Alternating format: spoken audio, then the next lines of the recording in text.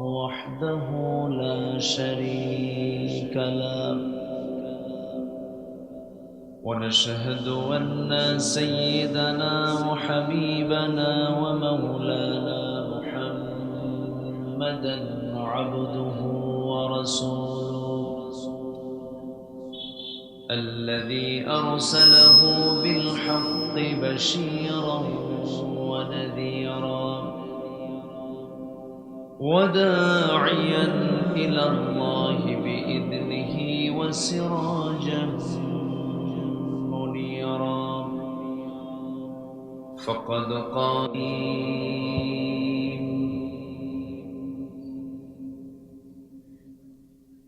يا أيها الذين آمنوا توبوا إلى الله توبة نصوحا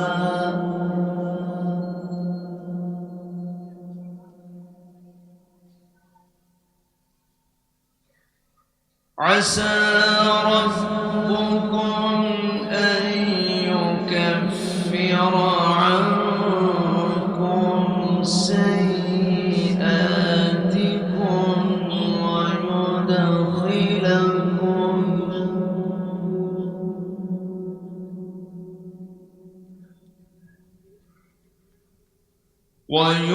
ويدخلكم جنات تجري من تحتها الأنهار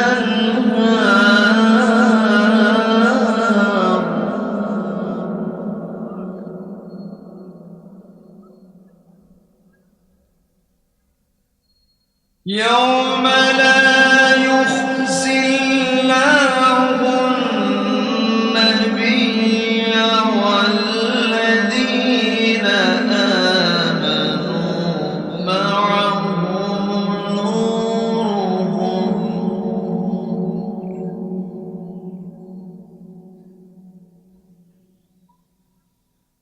نورهم يسعى بين أيديهم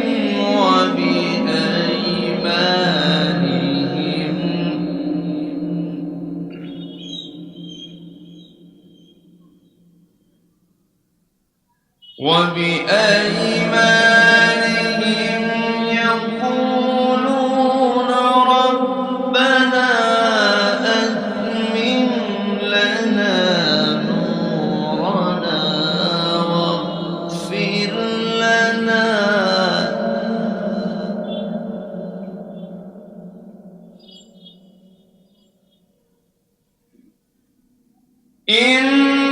إنك على كل شيء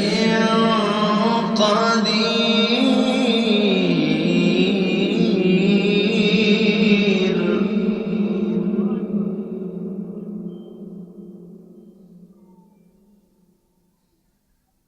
الله أكبر. بسم الله الرحمن الرحيم.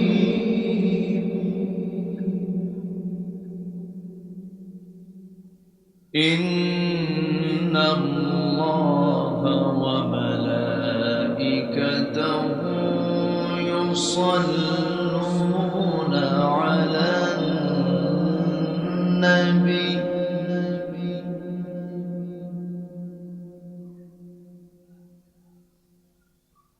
يا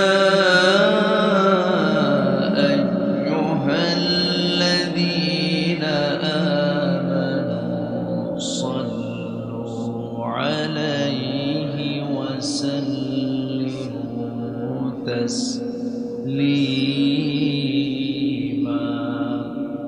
اللهم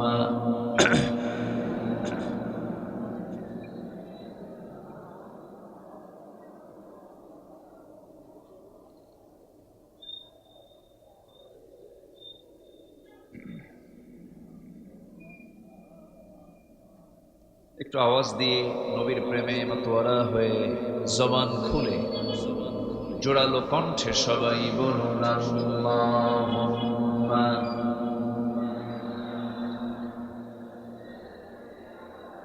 কষ্ট হচ্ছে, চলে যাবে, একটু দেরি করো।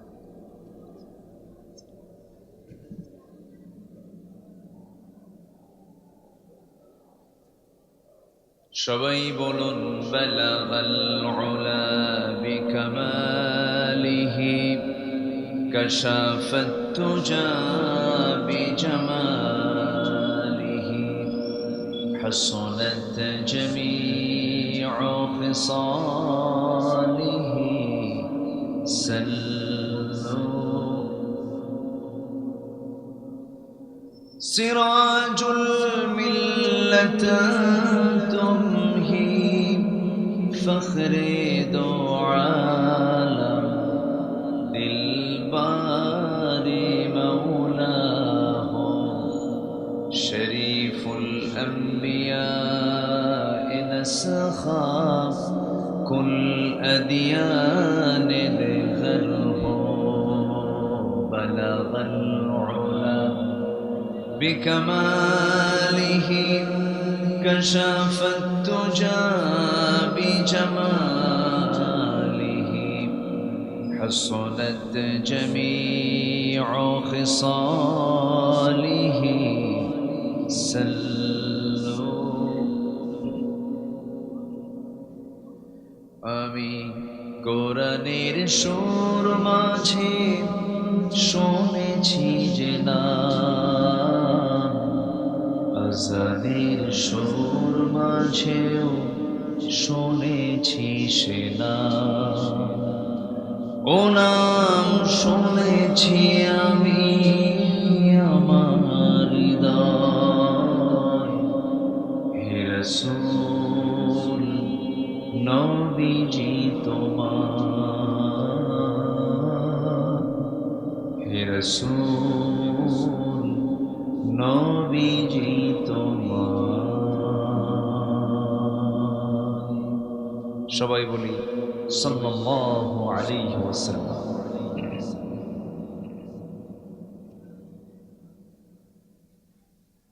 প্রাকৃতিক সৌন্দর্যের অপরূপ লীলাভূমি, সুন্দরবন বেষ্টিত অঞ্চল, সুন্দরবন লাগোয়া সাতক্ষীরার সদর উপজেলার রেড়ই গ্রামবাসী প্রবাসী ভাইদের উদ্যোগে আয়োজিত দুদিনব্যাপী তাফসীর মাহফিল সপ্তম বার্ষিকী মহৎ আয়োজনের সম্মানিত সুযোগ্য সভাপতি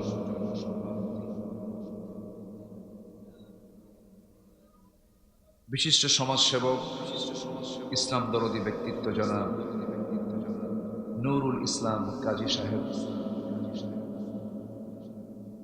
আজকের মাহফিলের বরেণ্য অনারেবল চিফ গেস্ট, প্রধান অতিথি, আমার অত্যন্ত কাছের, যিনি আমার অনেক দুঃসময় আমার অনেক খোঁজখবর নিতেন। শুনেছি তিনি অসুস্থ। বাংলাদেশ জামাত ইসলামীর কেন্দ্রীয় সাংগঠনিক সম্পাদক সেক্রেটারি ওস্তাজুল আসাতিজা মুহাদ্দিস আব্দুল খালিক হাফিজাহুল্লাহ,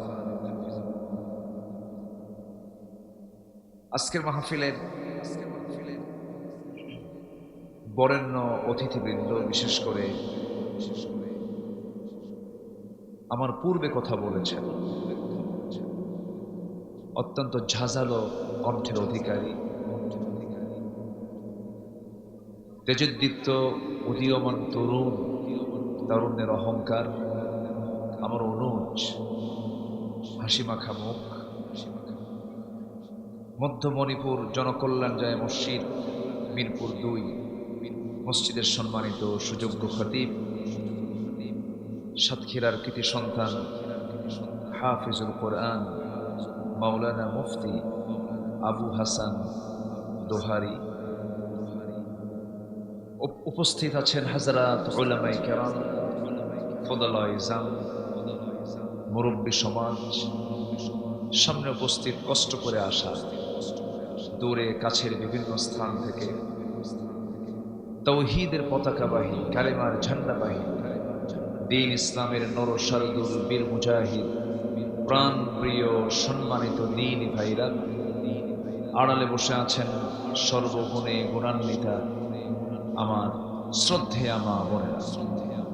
আলোচনার সূচনায় আনুষ্ঠানিকতার মধ্য দিয়ে আমার পক্ষ থেকে আবারও দিল খোলা সালাম, আসসালামু আলাইকুম ওয়া রাহমাতুল্লাহি ওয়া বারাকাতুহু। সালামের জবাবটা খুব দুর্বল মনে হচ্ছে। দুর্বল হওয়াটা স্বাভাবিক, 12টা বাজে না? দুর্বল মনে হচ্ছে যে একটু আওয়াজ দিয়ে একটু জবাব দেবেন, আসসালামু আলাইকুম ওয়া রাহমাতুল্লাহ। সবাই কেমন আছেন? আমাকেও প্রশ্ন করেছেন, আল্লাহ তাআলা আমাকে আপনার সাথেই তো বসে রেখেছেন, আলহামদুলিল্লাহ। অসম্ভবকে সম্ভব করার যোগ্যতা একমাত্র কার? গতকাল এই সময় কি অবস্থা ছিল বলেন? দোহারি, যদিও আমার বয়স অনেক ছোট, কিন্তু আল্লাহ পাক তাকে অনেক সম্মান দিয়েছেন, মর্যাদা দিয়েছেন। মান তাওয়াদা ফাকাদ রাফাআহু আল্লাহ। যে ব্যক্তি কাউকে সম্মান দেয়, আল্লাহ তার মর্যাদা বাড়ায় দেয়। কাউকে ছোট চোখে কাউকে হেয় করা এটা হারাম। সে কি জানে, সে কি বুঝে, ছোট মানুষ না। যার যে সম্মান, যার যে মর্যাদা, সে মর্যাদায় তাকে অধিষ্ঠিত করাই হচ্ছে ইমানদারদের বৈশিষ্ট্য। বলি আলহামদুলিল্লাহ। অনেক সুন্দর আলোচনা তিনি করেছেন এবং বুকে প্রচন্ড শক্তি তার। আমি শুনতেছিলাম যখন, ভাবলাম যে মাইকের কি দরকার ছিল, এটা আমি মনে মনে চিন্তা করতেছিলাম। আল্লাহ তাআলা তাকে দারাজ কণ্ঠ দান করেছেন। মানে তার আলোচনার সময় ভয় পাচ্ছিলাম যে স্ট্রোক করে কিনা। আমি খুব চিন্তায় ছিলাম যে না, আলহামদুলিল্লাহ, এই জজবা, এই শক্তি দরকার আছে না নাই বলেন? আছে না নাই? আল্লাহ পাক আমার অনুজ, আমার স্নেহধন্য মুফতি আবুল হাসান দোহারিকে আল্লাহ তাআলা তার কণ্ঠ, জবান, জেহেন, ইলম, কালাম সব কিছুতে বরকত দিয়ে ভরপুর করে দেন। জোরে বলি আমিন। সে পারে নাকি? সব পারে। মক্কার আজান, মদিনার আজান, গ্রামের আজান সব পারে। আমি তো এত কিছু পারি না ভাই। আমি এলেম শূন্য, গায়ে তেমন ওজন নাই, গায়েরও ওজন নাই, এলেমেরও ওজন। ছোটবেলায় আব্বার সাথে হাটে যেতাম। হাটে, গ্রামে হাট বলে না, এটা হাটে যেতাম। আগে তো ডিজিটাল মাপ ছিল না, আগে মাপতে হলো ওই বাটখারা দিয়ে, ঠিক আছে না? সবচেয়ে বেশি ওজন যেটা 1000 গ্রাম, ওটার নিচে সাজায় রাখতো। এরপরে উপরে হলো 500 গ্রাম, এরপরে 250 গ্রামের বাটখারা, 200 গ্রাম, 100 গ্রাম, 50 গ্রাম, তারপরে 25 গ্রাম, 10 গ্রাম, এরপরে 5 গ্রাম।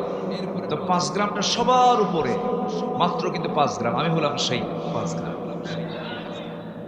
সবার উপরে রাখে, কিন্তু এলেম খেলাম তেমন কিছু নাই। এই ফাঁকা ঝুড়ি থেকে কিছু কথা, এবং এটা অসময়ে বলবো। 12টায় মানে আলোচনায় উঠায় দেওয়া মানে কি জানেন? পাগলির সাথে ঘর সংসার। কি কথা কি বুঝতেছেন আপনারা? মানে এই সময় বোঝার কোনো সময় থাকে না, মানুষের ব্রেইন ক্যাপাসিটি। আলোচনা তো শুনতেছেন অনেক, আরো 2 আলোচক আলোচনা করে গেছে। যারা শিক্ষিত মানুষ তারাও বুঝবেন যে শেষ ক্লাসটা কিন্তু খুব কষ্টের হয়। যে ক্লাস নেয় সেও কয় শেষ হবে কখন, আর ছাত্র মনে মনে কয় স্যার যাবেন কখন। এটা হচ্ছে শেষ ক্লাসের বৈশিষ্ট্য। যাই হোক, আমি এই সময়ে যদি আপনি আমাকে সাহস দেন, কিছু কথা বলতে চাচ্ছি। সবাই আছেন তো ইনশাআল্লাহ? জোরে বলি ইনশাআল্লাহ। জেলার নাম কি বলেন? জেলার নাম কি? জাহান্নাম কয়টা বলেন? জাহান্নাম কয়টা? 7টা। 7টা জাহান্নাম। জেলার নাম কি? 7টা। চ্যালেঞ্জ হলো 7 জাহান্নামের দরজা থেকে মুক্তি মুক্ত হয়ে 8 জান্নাতের দরজা খুঁজতে হবে। সবাই রাজি আছেন তো ইনশাআল্লাহ? জাহান্নাম কয়টা? সাবআতু আবওয়াব, 7টা দরজা। কিন্তু জাহান্নামের লোক সংখ্যা কিন্তু বেশি হবে, আর জান্নাতের লোক সংখ্যা কম হবে। কিন্তু জান্নাতের সংখ্যাটা বেশি এবং এরিয়াটাও বড়। সর্বনিম্ন যে জান্নাত দেওয়া হবে যাকে, সেই এরিয়াটা হবে 10টা পৃথিবীর মতো একটা জান্নাত। একটু আসতে বলুন সুবহানাল্লাহ। 10টা পৃথিবী মানে কি বলেন? ছোটখাটো হয়েছে মনে হয় নাকি? 10টা পৃথিবীর মতো একটা জান্নাত। আর ফজরের 2 রাকাত সুন্নতের দাম হলো খায়রুদ দুনিয়া ওয়া মা ফিহা, দুনিয়া এবং দুনিয়ার মাঝে যা আছে তার চাইতে বেশি দাম। জোরে বলি সুবহানাল্লাহ। প্রতিনিয়ত কত নিয়ামত আমরা পাচ্ছি, কত কি পাচ্ছি। আমরা কোনো কিছুকে হাতছাড়া করব না, সকল নিয়ামতকে ধরতেই হবে। 7 জাহান্নামকে ক্লোজ করে 8 জান্নাতের দরজা আমাকে খুঁজে বের করতেই হবে। সেই জান্নাতের দরজা খোলার জন্য কি পড়া দরকার? আসতে বলবেন না, কি পড়া দরকার? আমরা একসঙ্গে যাই। চেহারা আপনার সুন্দর তো, সবাই চেয়ে আছে আপনার দিকে। মাশাআল্লাহ, চেহারাটা অনেক সুন্দর না? মাশাআল্লাহ, আলহামদুলিল্লাহ। ড্রেসটা অনেক সুন্দর সব দিক থেকে। মাশাআল্লাহ, আল্লাহ কবুল করুন। জোরে বলি আল্লাহুম্মা আমিন। খুব ভালো লেগেছে জি, অনেক সুন্দর কণ্ঠ আল্লাহ পাক তাকে দান করেছেন। তবে খুব দুঃখজনক, এই ব্যক্তিদের কোনো মূল্যায়ন বিগত 16 বছর করা হয়নি। এখন আমাদের দেখলে ডিসিএসপিরা সালাম দিয়ে বলে হুজুর দোয়া চাই, খুব ঘন ঘন দোয়া চায়। এই সাতক্ষীরাতে ভাড়ুখালী একটা এলাকায় মাহফিল শেষ করে টোটাল সাতক্ষীরার একদম টোটাল ডিবির টিম আমাকে ঘেরাও করে সেখান থেকে ধরে নিয়ে বলল হুজুর চলেন, আপনাকে এসপি অফিসে যেতে হবে, আপনাকে সালাম জানিয়েছেন এসপি সাহেব। গেলাম।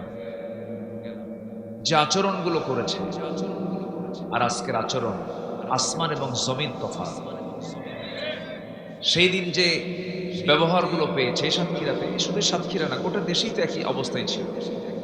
আল্লামা সাইদি হচ্ছেন তাদের কাছে সবচেয়ে বড় আসামি। যাদের কাছে সাইদির মতো ব্যক্তি বড় আসামি হয়, তারা কোন ফেরাউন হতে পারে চিন্তা করতে। আমি কি ভুল বলছি? একমাত্র ফেরাউনই প্রেতাত্মারাই আল্লামা সাইদিকে আসামি মনে করতে পারে। একটা সুদিন আমরা পেয়েছি, বলি আলহামদুলিল্লাহ। এখন কি আমাদের কি চলছে বলেন তো? একটা সুদিন চলছে। তবে আমরা বিশ্রাম নেব না, আমরা থামবো না যতক্ষণ না পর্যন্ত আমাদের কাঙ্ক্ষিত লক্ষ্যে আমরা পৌঁছতে না পারব। ৭১ রক্ত দিয়েছে আমাদের অগ্রজরা, আমাদের বাপদাদারা, আমাদের পূর্বপুরুষরা ৭১ রক্ত দিয়েছেন, জুলুম থেকে মুক্ত করেছেন। 2024 আমাদের সন্তানরা রক্ত দিয়ে মুক্ত করেছে স্বৈরাচার থেকে। আগামীতে আর একবার ঝাঁকি দিয়ে, রক্ত দিয়ে, তাজা প্রাণ ঢেলে দিয়ে কোরআনের রাজ কায়েম করতে হবে বাংলার জমিনে। রাজি আছেন কারা কারা? হাত উঁচু করে দেখান মুসলমান।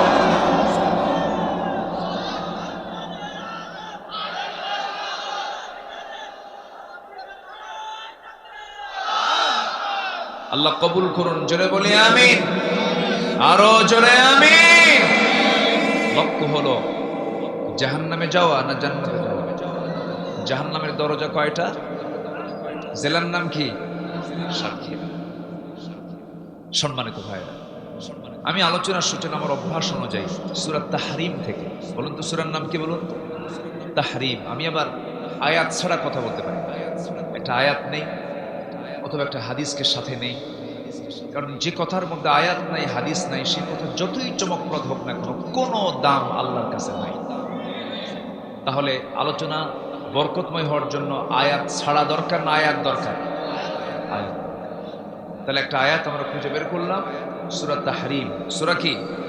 তাহরিম 8 নম্বর আয়াত আমি তেলাওয়াত করেছি। সূরা তাহরিমটা হচ্ছে লিমা তুহাররিমা মা আহাল্লাল্লাহু লাক। আমার নবীজি মধুকে কেন্দ্র করে স্ত্রীদের সাথে তার একটা মতনৈক্য হয়। উনি এক পর্যায়ে বলেই ফেললেন যে আমি যা মধু খাবো না, মধুই পান করবো। বউদের সঙ্গে লাগে, কিছুই করে না, সব মানে ফেরেশতা। এই বউদের সঙ্গে লাগে কিনা বলো, লাগে কিনা? আমারও তো লাগে, লাগে, সবার লাগে।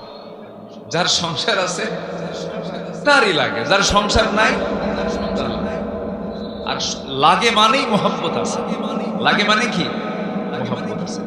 নারী এমন একটা জাতের নাম, না লাগলে নারী হবে না। আল্লাহ পাক নারীকে বানিয়েছেন সোজা হাড়ে না বাঁকা হাড়ে? বাঁকা হাড়ে। এটা কি আমার কথা না নবীর কথা? খুলিকাত মিন দিলাইন, মেয়েদেরকে সৃষ্টি করা হয়েছে বাঁকা হাড়ে।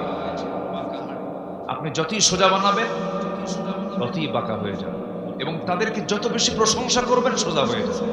আর পুরুষের প্রশংসা করবেন, পুরুষ মনে মনে চিন্তা করবে ধান্দা কি, এত প্রশংসা করে কেন? পুরুষ প্রশংসা করলে মাইন্ড করে, আর মেয়েদের প্রশংসা করলে মেয়েরা। তাহলে বাঁকা দূর করার ওষুধ কি বলেন?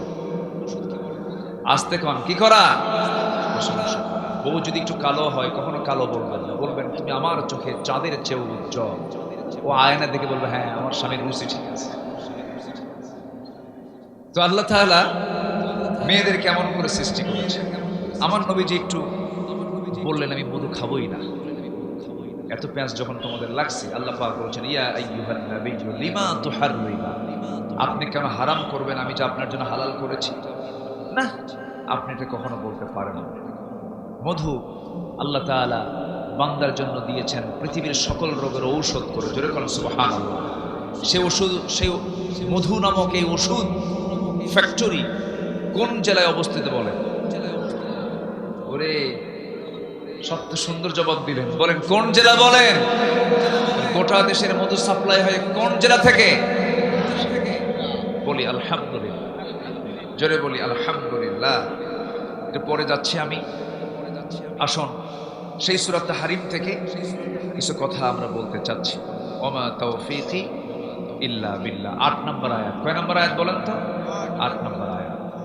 আচ্ছা, আমরা অশুদ্ধ থাকতে চাই না শুদ্ধ থাকতে চাই? বলেন নাপাক না পাক? বলেন নাপাক না পাক? যে নামাজ না পড়ে সে কি? আস্তে করে, আরো জোরে। যে রোজা না রাখে সে কি? বলে যে বিড়ি খায়।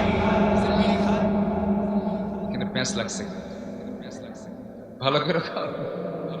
হ্যাঁ,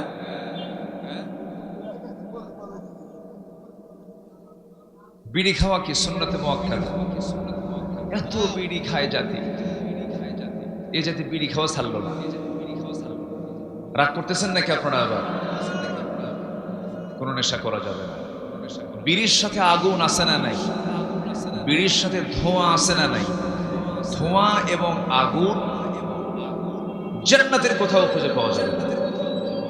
কিন্তু ধোঁয়া এবং আগুন কোথায় থাকতে পারে বলেন তো? আমি এটা যুক্তি দিলাম, এটা কিন্তু দলিল না, কিন্তু এটা ক্ষতি, চরম ক্ষতি। আমরা নাপাক থাকবো না, আমরা পাক থাকবো। নাপাকের ঠিকানা হলো জাহান্নাম, আর পাকের ঠিকানা কোথায়? জান্নাত।